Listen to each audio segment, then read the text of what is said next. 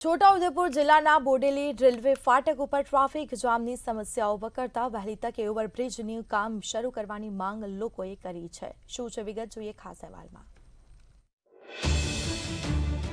બોડેલીના ઢોકલિયા પાસે આવેલા રેલવે ફાટક પર ટ્રેનની અવરજવર સાથે ફાટક બંધ થઈ જતા વારંવાર ટ્રાફિક જામની સમસ્યાઓથી લોકોને મુશ્કેલી વેઠવાનો વારો આવ્યો છે।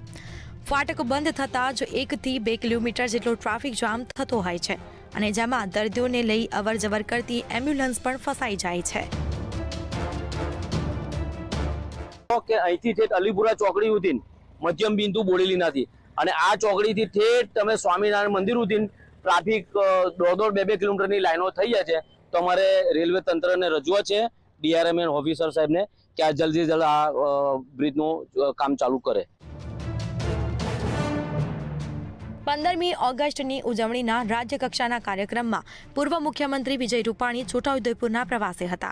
ત્યારે કાર્યક્રમ પૂર્ણ કરીને મુખ્યમંત્રીનો કાફલો જતો હતો અને તે વખતે રેલવે ફાટક બંધ થઈ જતા મુખ્યમંત્રીનો કાફલો અટવાઈ ગયો અને ત્યાં તેમને 20 થી 30 મિનિટ જેટલો સમય લાગી જતા મુખ્યમંત્રીની સુરક્ષા ઉપર સવાલ ઉઠ્યા।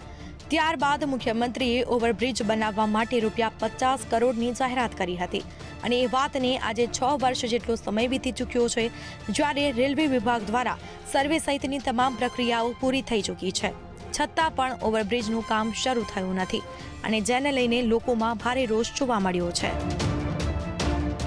કિલોમીટરની લાઈનના અંદર ચક્કા જામ છે ને કલાક બબ્બે કલાક સુધીના ટ્રાફિક ખુલતું નથી। કંઈક એમ્બ્યુલન્સો બી ફસાય છે અંદર।